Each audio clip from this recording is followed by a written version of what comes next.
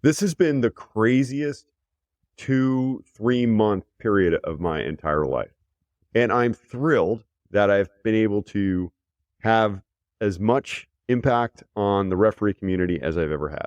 For those who follow my channel, I had the opportunity to work on the brand new referee abuse policy for U.S. soccer, and I'm actually working on kind of a second piece of that. So that is huge. I love seeing it get out all across the country.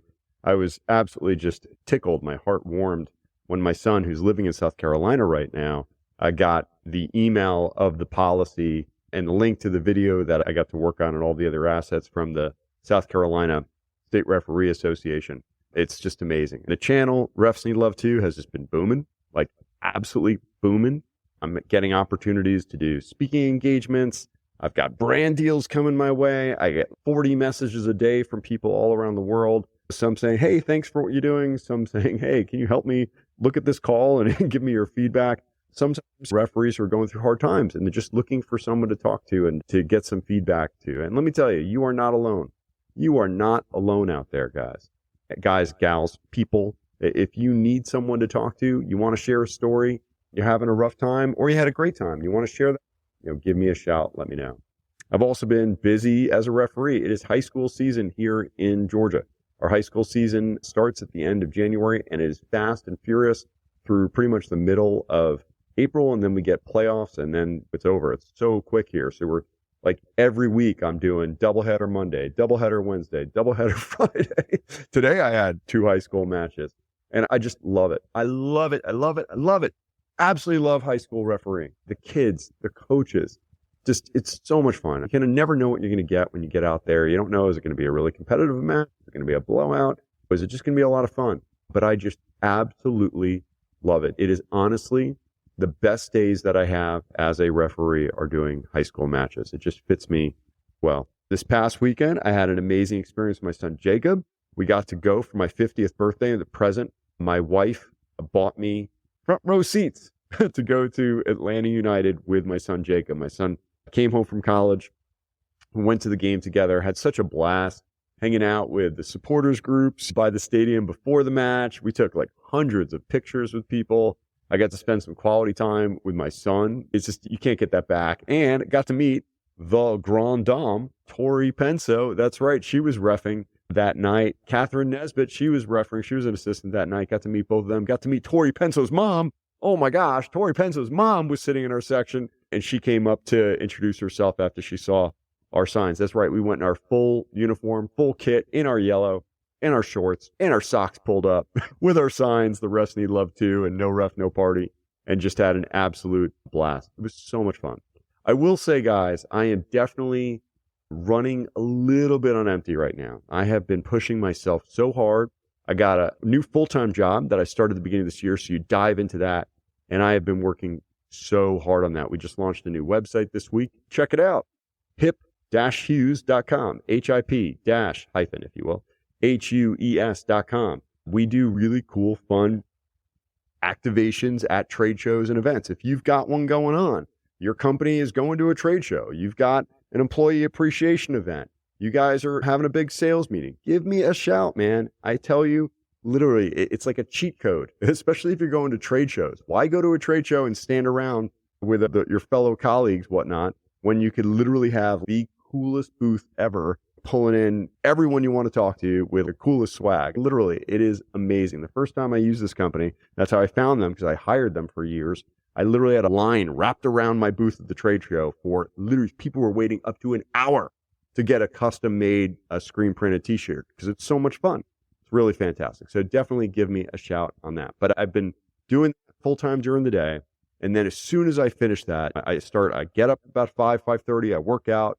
Then after I shower and eat breakfast, and I start working my full-time job, and then I do that until about 6 p.m. at night, 5:30, 6 o'clock, have dinner with my family, maybe run my son someplace. My younger son still doesn't drive yet.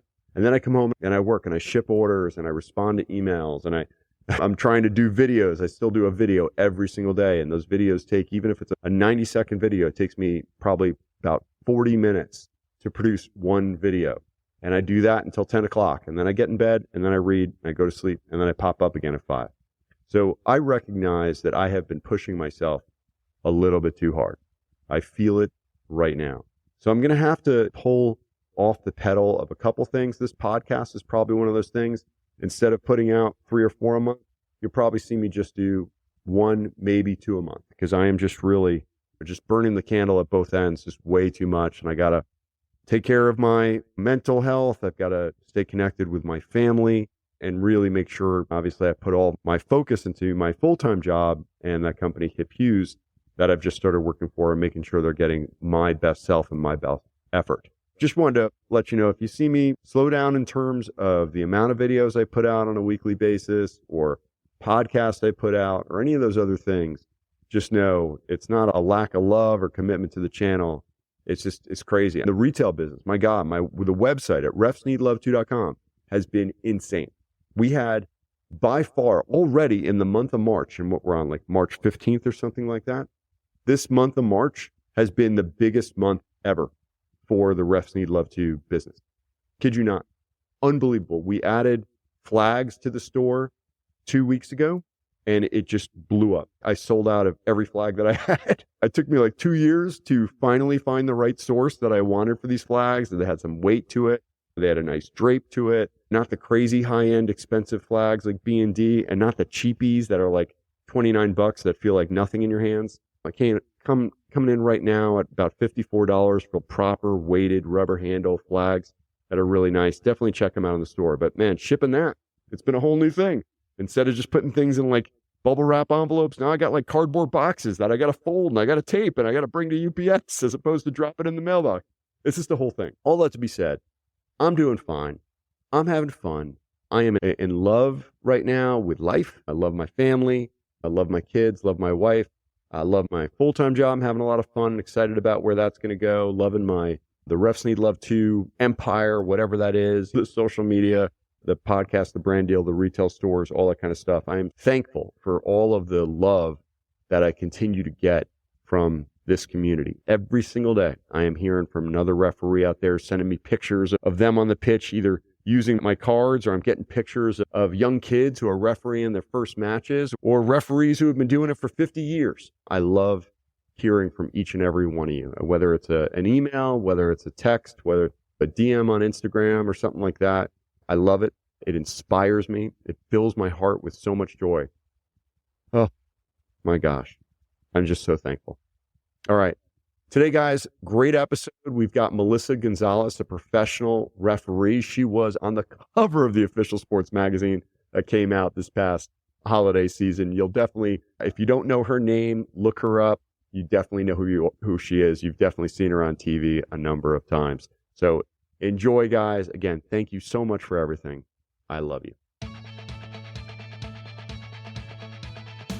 Hello and welcome to the Refs Need Love 2 podcast, a show that gives you a real, raw, and behind-the-scenes view of one of the hardest jobs on the pitch, the referee. I'm your host, David Gerson, a grassroots referee with certified mentor with over 10 years of experience and over 1,300 matches under my belt. You can find me at refsneedlove2.com and on Instagram, on TikTok, and now even on YouTube.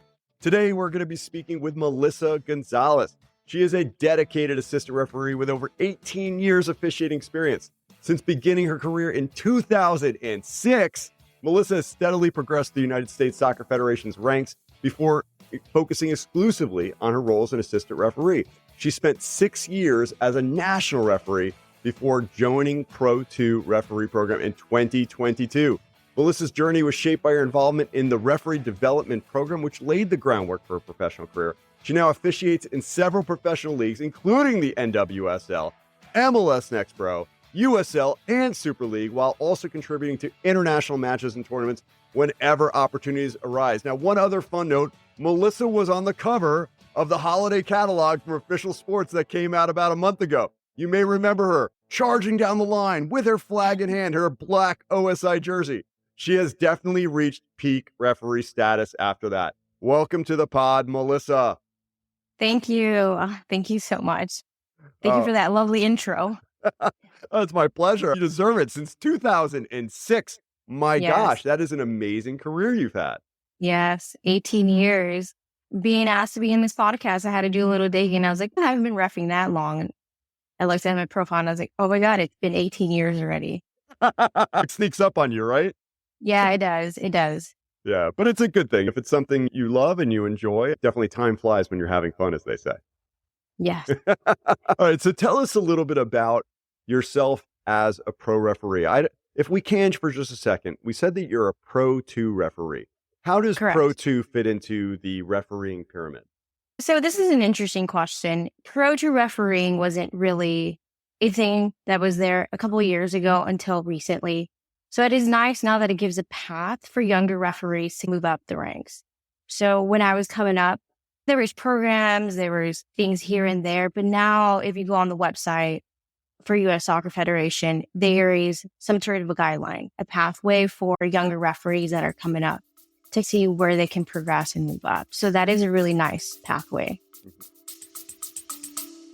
We're going to take a quick break for words from our sponsor. It's better than an in-game water break. Are you someone who often looks at the medical system we have today, from public health to doctors to pharmaceutical companies to science itself, and says, why should I trust these guys? Did the pandemic turn you off from the establishment viewpoint on all this? Are you someone who is a scientist or a doctor or from public health, looking to understand where things went so wrong with the public and how to rebuild that trust? Then check out Why Should I Trust You, a weekly podcast hosted by two former TV news producers joining forces with a doctor and a virologist to look at why so many Americans mistrust science and public health today and how we rebuild that trust. So check out Why Should I Trust You wherever you find your podcasts. Excellent. And so next step would you to be Pro 1? Is it at that top level you can go from there? Yes, there's always a step forward. There's two ways. FIFA, obviously, is always the dream and goal for everyone. And then becoming a Pro 1 referee. And so what changes from you when you go from national referee, which I think you're at that level for 6 years, Correct. and then you make it into Pro 2, which is an excellent. What changes in your world? Are there different types of matches you can get on? Do you get compensated differently? How do things change for you as you move to Pro 2? This is an interesting question. It's very sticky just because of all the political and behind the scenes that happen behind this and some of the people that work through it. The salary or the payment changes just quite a bit, but I think the difference between a national referee to a Pro 2 is the game assignments, the priorities of you getting those matches in NWSL. So that exclusiveness makes you want to be in that program. So that's really where the transition is for me. From a money aspect, payment, everybody can reach it, but just knowing that you are a first priority for these games is really, it's a privilege. Yeah. And so how often are you working as a referee for, say, like these NWSL games, these high-level assignments? If there's 52 weeks in a year, how many Correct. weeks of a year are you working in those weeks? In those weekends, we only get assigned 1 or 2 matches per week, depending on your availability. This is a pretty standard procedure based on our contract as well. We're allowed weekends off, but as a match official, you want all those games, but you have to know when you need to take some time off to kind of calm down and be ready for the next match. Yeah. So how much are you working through the year? How many weeks a year do you think you're officiating? So this is an interesting question because the perception is like we have our season from March to October when based on calendar year, but really our season starts much earlier on in January. We have pro camp, we have preseason, and then season, and then postseason. And then for some of us, college as well. So it almost feels like you're reffing from end to end, 12 months straight. That's wild. And I know we briefly talked about this before we got on, and I think this is even the case for many assistant referees when they make it to the pro level, but is being a referee, is that your full-time job, or do you also have another job on top of being a referee? I've talked to multiple people, and the perception for me is this is my full-time job, but it's not. I remember I was like training with one of my colleagues and he was like, isn't refereeing your full-time job? And I said, excuse me, no, it is not. I blocked my work calendar so I can train at the track. What do you mean? Like you're always training, you're out in the soccer pitch. And I was like, this is where my IT project management skill sets come into play. Scheduling, planning ahead of time. I use those skill sets in refereeing. So I have to plan out my workouts. I have to plan out my schedule a couple weeks behind. So it's a lot of scheduling. But the perception is you are a full-time referee. No, I'm not, sir or ma'am. I have a full-time job. I'm an IT project manager. I have to do my 9 to 5 plus training, plus refereeing and traveling. Yeah. I just don't talk about it. I just don't post pictures about it. Yeah, I think a lot of people just assume that, oh, you've made it on, you're on an NWSL sideline. You're on TV as a referee. You're at an international match. This got to be a full-time job, but you're pretty much working 2 full-time jobs. You've Correct. got one thing that dominates your weekend and sometimes the middle of your week that takes training and studying and preparation, and then the actual travel to an event and then actually being at the event. And you still need to hit all of your deadlines and be the best you can be at your full-time job as well. It's Correct. wild how you do that, but a lot of people really don't know about that. Yes. A lot of people are, it amazes me because every time I talk to people, they're like, this is your full-time job. One of the facilities that I go train every Wednesday, some of the trainers were like, hey, referee, where are you traveling to? And then they're like, you're working with so-and-so. And I said, yeah, how do you think I can afford to pay my trainer? It's not refereeing that's paying this bill. It is my other profession that allows me to pay for this training. Yeah. I think the one thing that always hits me when I see a professional referee is I think about the sacrifices that you've made to pursue your dream. That yes, there is income, you get paid, but you have to make so many sacrifices to just your life, your free time. Yeah. And can you talk a little bit like are you still able to have a full like personal like family fun and vacations, or do you have to give a lot of that up to make it to the pro level? So it's interesting because some people say sacrifices. Yeah, it is. There's a lot of sacrifice, but when you have a passion, drive, it doesn't become a sacrifice. And then when you have amazing friends and family that support you through it, it becomes easier. However, when it comes to family events, I'm like, hey, so when is this going to be? Like, okay, let me like block this calendar. So it's a lot of coordination with your family, your friends, talking. It makes you call them, even though it's a big texting world, and ask them like, hey, when is this? What time? But I did promise myself this past year that I wasn't going to miss a couple of family events, and I've made sure that I'm there, even though I want to be at the pitch, but I make sure family comes first too. Oh, that's wonderful. Let's take a step back. How did your referee journey begin? Where, what age groups are you working? Let's go back to the beginning. Let's go back to the beginning. So refereeing wasn't a thing that I wanted to be a pro referee at that time. It's just, I remember I was at soccer practice and I was playing club and I saw my soccer teammate and she opened up her wallet and she had this cash in hand. And I said, wait, where'd she get that money from? And she was like, oh, I signed up for this referee course. And I started refereeing soccer games. And I was like, what is that? She's, that person in the middle that's running around and blowing the whistle. And I said, yeah. And she was like, they get paid for that. So she gave me the course. She gave me numbers. I called. I showed up to this referee course and they were talking about the laws. And I was like, I don't know what they're talking about. But here I was like filling out this question. So I started fairly young when I was in high school, transitioning into college. So that's really when I started refereeing. My gosh, that's so exciting. And when did it really start changing for you when you were doing kind of your local recreational club games to start doing some of those higher level games, higher level assignments, whether they would have been at that time, again, the highest levels of academy or making it to anything where there might be tournaments that are out of town? When did things switch for you? At what age? And how did that happen? Sure. When I talk to a lot of people about this, the perception is I followed this really traditional trajectory. I went to youth nationals or I did this and I went to these tournaments and I was like, what are you guys talking about? I remember when I was refereeing, I said to myself, I just need this to go pay my bills in college. I'm a full scholar. I just need to pay my bills and then I'm going to start refereeing. Like it wasn't something I aspired to be a professional referee. It is the honest thing. And they're like, what do you mean? Like, how did you make it up? Like, that just doesn't make sense. And I said, what are you talking about? I didn't really have that switch. I didn't really until I was much, much older.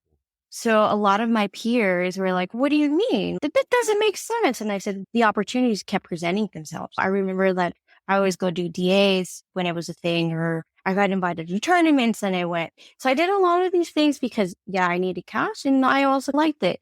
And it kept me a little busy. So it wasn't like I aspired. But really, the moment when it presented itself, I remember Rickety When I first met Rick Eddie, when he was coming in, he's, hey, do you want to move up? And there was conversations like, whatever. So the opportunities like kept presenting themselves. And it really was like, I remember I went to one of those classes for your associations, and I was just sitting there watching TV, watching these soccer games. And I saw this like referee come in, and everybody was like, oh, so-and-so is here. I was like, whatever. Like, I don't know who this guy is. I don't really care. And I was like, he sat in front of me and I was going like this. And I was like, I wonder if I can ever make it up to the TV. Like, I wonder if I can ever like be up there. And he's like, you're curious? And I said, yeah, I'm just curious. And then that's when I met Rick Eddie, and he was like, hey, like when you're ever ready, let me know. And these opportunities just presented itself. But really the thing that kind of triggered for me was curiosity. And when I was ready to be curious, what refereeing allowed me to do is when I reached out and I said, okay, I'm ready. Yeah. I want to see what this traveling referee is, what this national referee is all about. And that's really when I started to get my exposure. But the opportunities were always there. I remember meeting Sandra Serafini. She was like, hey, you're good. I'm like, who is this lady? They were always there. These opportunities were always there, but it really was my curiosity, me reaching out and say, okay, I'm ready to understand what this professional or national refereeing is all about. Yeah. So let's take a step back for a second. So you mentioned Rick Eddie, and I believe Rick, long time director of referees for U.S. Correct. Soccer. Yeah. So I think you're being a little bit humble. I'm assuming what happened is that you were at an event and these people saw someone who was like killing it, who was doing a great job. And they're like, hey, come on. Honestly, they don't say those things. Hey, do you want to step up and do these national events, or do you want to see opportunities unless you're really good? So you must have been performing at a high level, but just hadn't made that connection yet. Oh, I can actually do this like long term. So there was no connection. Remember I had a mentor and I was like, who are these people? They're teaching me these things, but I kept showing up. Yeah. It wasn't, I didn't have this like correlation. I didn't go to all these events. I just kept showing up. Yeah. And these opportunities, and I kept hearing like opportunities present themselves. Like, maybe I did have these opportunities. It never really clicked until I really started to get an exposure, going to Dallas Cup, going to these tournaments. I'm like, maybe I can make it. Maybe that is a possibility. Maybe I can start doing things. But I was always excited about my game assignment. Like, I remember getting my first college games. It was just, everything was exciting. It was new. It was like a thrill. But I was always like, can I make it there? Can I make it there? I was always curious. Cool. Can we talk a little bit about the transition that you've now made to focus exclusively on being an assistant referee as opposed to in the center with the whistle? When did that happen, and why did you make that switch? So this one, I love this question because when I was up and coming, it was only a center referee. I didn't know how to carry a flag. All I knew is like when you do those, go on the weekends and you do one center, two lines, I just knew how to do it from there. But I do remember a lot of people asking me like, hey, you're pretty good at this. But I always wanted to be a center referee. And then my invite came to national camp and I said, assistant referee, what is this? Excuse me? Like, I wanted a referee. Yeah. And I was pretty upset about it. And I remember a lot of people were like, Mel, like, how did you assistant referee? We don't know you as an assistant referee. We know you as a referee. So I took a lot of phone calls and asking like, hey, so my invite came as an assistant referee. What are your thoughts? They're like, what do you want? And I was like, I want to move up. Like, I want to do men's games. That was like really my big driving factor at that point. I want to do men's games. I want to make it MLS. I want to do this. If the opportunity's there, take it.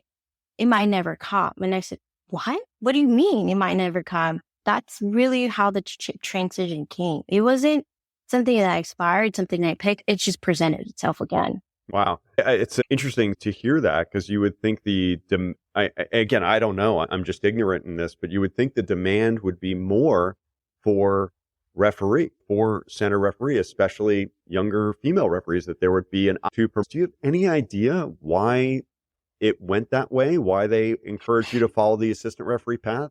To my understanding, the perception was there wasn't enough assistant referees at that time. So everybody that I was coming up with was referee and moved over to assistant referee. Interesting. But I thought that was interesting. And I said, you know what? If this is where the opportunity is going to be at, I'm going to go for it. I'm going to take it. Let's go with the punches. let's see where this takes me. Yeah. And so so you go to national camp and you're now on this assistant referee path. So how do things change when you start focusing as an assistant referee as opposed to a referee? Does your training change? Does your fitness change? Does your mindset as you think about matches completely change? How does that change for you? It was interesting because my mind was always thinking as a referee, hey, that's a foul. Hey, so you had to learn how to take a step back. And the movements were different. So it almost felt like you were constrained from one end to the other versus in the middle, I felt like you were flowing, like you were free. So everything changes. But then the perception was, oh, you're assistant referee. You don't know any better. And I was like, actually, I do know. Like, I was a referee. I know that's a foul. I know that's a yellow card. Like, you're wrong. That's wild. What do you think are some of the most important qualities to be a top-notch referee? Now that you're at the professional level, what makes a pro assistant referee? Pro assistant referee. This question, when you asked, and it takes a lot of thinking, right? Because being an assistant referee is unique, right? And what makes you top-notch is being able to adapt to your center referee, whether it's verbal and nonverbal communication. You have to learn how to work with different people and different personalities and what are the things they need. So I am thankful that as an IT project manager, I work with different projects and I'm always working with different personalities. And that is what an assistant referee is. You don't get the same person. So everyone is a little bit different.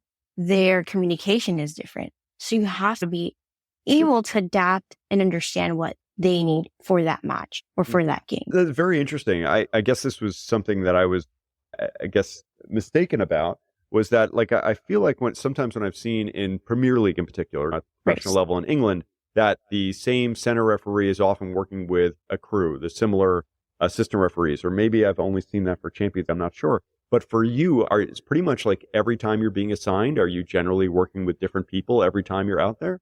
So this past season, I was very blessed that I was kept with a similar rotation of referees. But prior seasons, it was not the case. I worked with pretty much everybody in the roster. So I was like, okay, I'm working with so-and-so. They don't like to do this. I'm working with and they like to do this. So I became very good at it, right? Yeah. Where I built my own reputation. And when I would show up to the locker room, I remember this referee was like, oh, I don't need to worry about you because I know I can trust you. And I was like, wait, you haven't given me a pregame. He's like, oh, I know I can trust you. I've heard great things about you. So I don't have to give you a pregame, just X, Y, and Z. And I said, oh, okay. Well, like this. I love it. Excellent. Cool. All right. So what do you think for you personally now? What are some of the biggest challenges that you've faced on your referee journey? You've been at it in 16 years now, but what have been some of the biggest challenges you've experienced? Some of the biggest challenges. Wow. There's so many. The biggest challenge, and I tell this to everybody now, like I sit with a group of great match officials that everybody can officiate. Everybody can do the job. Everybody can show up. Everybody does the research. But now it's what makes you a little bit different. What are the things that are making you stand out? What are the things that are you doing differently from your peers to move to the next level? So you got to think about it. You made it out of this national pool and now you're in this amazing Pro 2 referees. So when you go to pro camp, there's maybe 200 of us or so. I can be wrong with these numbers, but everybody can do the same job. But now what are the things that are you doing differently from everybody else? Yeah. Is it the ways can you differentiate still with your fitness? I know everyone is unbelievably fit, but I bet there are some people who get down the line and look fitter when doing it and still make mechanics when they get there. How do you differentiate at this level? Everyone's so great. Everyone's amazing. Like everybody can show up and officiate for 90 minutes. Like everybody can do the research. Everyone can do the clips and analyze. Yeah. But what are the different things? And I didn't quite understand this. I really didn't quite understand this until I started working with my coach maybe 2 years ago. This is really when things clicked for me and changed. And I said, what are you talking about? But his experience comes from NFL. So he trains professional athletes. So he mentioned the same thing. And I was like, Melissa, you got to think about it. He was like, everybody can do this job. It's the small things that make the difference. And I said, I don't understand. This is really, I can ref, I can do this. And he's like, no, it's your footwork. It's how you're not analyzing your footwork. It's your movement. And I was like, but I'm moving well. And he's like, no, your movement is this. So it was really taking a step back, understanding like myself, my movement, my positioning, and then implementing it. So it wasn't until later this year where all my work or all those changes that I made, those minor changes, it wasn't like drastic. It was like minor things that really started to show on the field this past season. Oh my gosh, that's fantastic. I love to hear it. Okay, so I do have some questions for you about your life as a female referee in particular. Yes. So, Melissa, I know you came up with the whistle, and then also you assistant referee matches as well, and you did men's games, certainly at the amateur level. So have you experienced any different treatment, or do you feel you've experienced any different treatment as a woman on the pitch as opposed to your male counterparts? Any chauvinism, anything you feel is disrespectful? Have you gone through that? And if so, how did you deal with it? All the time. When I was coming up, it was all the time. Maybe not today as much because where I sit and I'm very fortunate, but it was all the time. It was the verbal abuse. I remember being told you don't belong on the field, like you should be in the kitchen. It was also a culture thing. Showing up to certain leagues and you see a young female referee doing these games, it was a consistent thing. Like I could tell you a story. When I first started refereeing one of these amateur leagues, non-affiliated, I showed up and I called a penalty kick when it wasn't a penalty kick. I had no idea. At that time, I was like young. I didn't know the laws. And I remember the parent just coming at me and he was like, you belong in the kitchen. You shouldn't be doing this. And I was like, well, whatever. I called a PK. I know I was right. Like, I'm going to come back next weekend. But I was wrong. I was totally wrong, but I showed up. I kept showing up every single time. Yeah. And what would you say if you were able to speak to a room full of young female referees, 14 to 17 years old?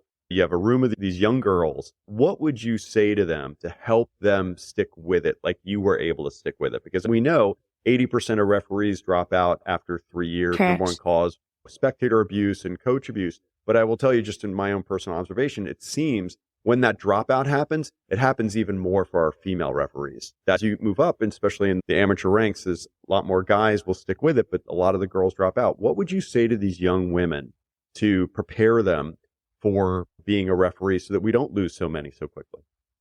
Yeah, this is an interesting one because it builds a lot of character. You have to be very strong. Refereeing as a female builds you as an individual. Yeah, you can be soft and gentle, and that's the perception, but it builds you as a young referee. Like, I know every single time when I was being yelled or told things by the parents, I showed up. I showed up every weekend. And at that time, it was different because I was like, I need to show up because I need to pay my bills for college and pay my apartment, but I made sure I always showed up. And I didn't let things bother me.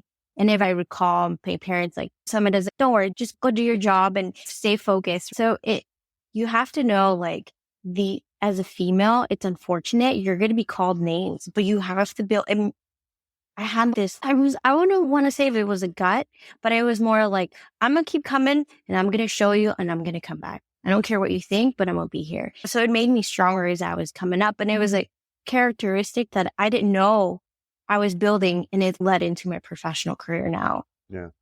No, I think it's the professional lessons you learn are so important for being a referee. I know personally, you deal with some stressful situations on the pitch. It prepares you well for dealing with stressful situations in the office as well. There are going to be people who don't like you. There are going to be people who are going to say not nice things to you, whatnot. And it's all about how you respond to that. If you just run away, go cry in a corner someplace, it's going to be hard to work in a professional environment. It can be difficult. Now, I'm not saying that's right. I don't think that's a good thing that it happens, but it happens. And it happens all over the place as well.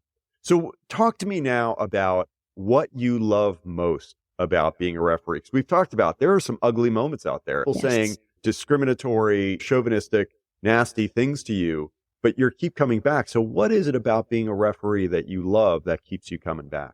I really love this question. There is just so many ways I can answer this, but I just have this passion and this drive for this game. I really love now, like when I show up to these stadiums and I'm like, wow, I really did this. Like, I'm really here. And So when I hear parents yelling at me in big stadiums, and I said, you know what?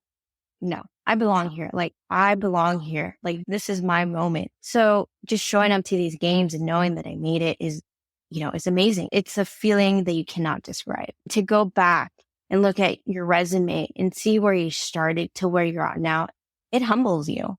And so what would you say if there was a referee, let's say it was someone, I don't know, 18 to 22 years old, and they aspire to be a professional referee. They love it. They're passionate about it. They think they're good enough. They're getting invited to the regionals or President's Cup finals or nationals. What advice would you give them about becoming a professional referee? What do they need to do? What do they need to think about? What advice would you give them on that path? Accept failure. One of the biggest things that we don't talk about refereeing is you're going to fail over and over. But if you have that tenacity to always get up and move forward and learn from it, you'll go very far. But also make sure you have this great environment that supports you through these failures. They're not easy. I can give many examples, and one of them has been not passing the men's fitness test. I was told multiple times, you're small, you're never going to pass it, you're never going to do that. And I said, you know what? I've done USL Championship men's games. I can keep up. I'll show you that I can do this. I don't know how, but I'm going to get there. It was a consistent failure until I reached that goal, right? So you can't give up on yourself, and you need to accept the failures. You need to accept that what you did wasn't working for you, and how are you going to change it and fix it moving forward? Yeah, that is fantastic. And for those who are unfamiliar with the FIFA fitness test, there's fitness category 3 and category 1 for women. And there's also fitness tests for 3 and 2 and 1 for men as well. So you're actually talking about passing the men's FIFA fitness test to be able to make it to this professional level, which is just outrageous. It's so fast. I can't even describe. Oh my gosh, that is an amazing thing. And we haven't met in person. You said you're little. So how tall are you, Melissa? Oh, on a good day, 5'2". So you're keeping up with like men who might be 6 feet tall. 6 feet tall. Absolutely. Yes. That is, you are fast. If you're passing that test, I mean, it is no joke. That is quite a testament, and just testament to what you need to do to be a professional. The fitness requirements are extreme. So congratulations on passing that test. That is huge. Thank you. That is huge. And is there any last advice for referees out there? What would you just want to say to those people out there who are out there every week on the pitch, grassroots? They don't have any security around them, and they do have those people yelling at them. Yeah. What do you want to say to them to keep them continuing out there, to continue being as a service to the community as a referee? Any wise words of advice for them?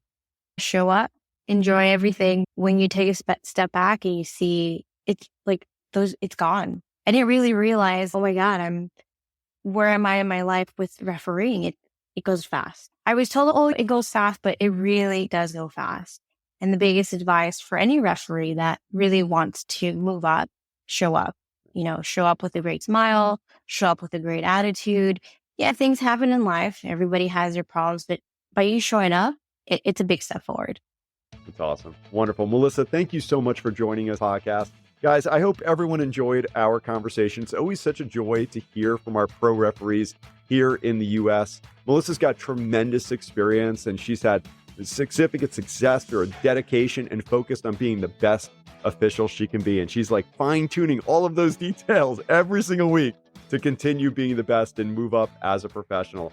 Also, I just want to remind, please support the Refs Need Love 2 online store. Check out the new whistle I recently added, the Monster. It is so loud. It is so crisp. Definitely pick it up. Get some merch, get some swag. Everything gets poured back into making this channel possible. And as always, I wish you all the best and hope your next match is red card free.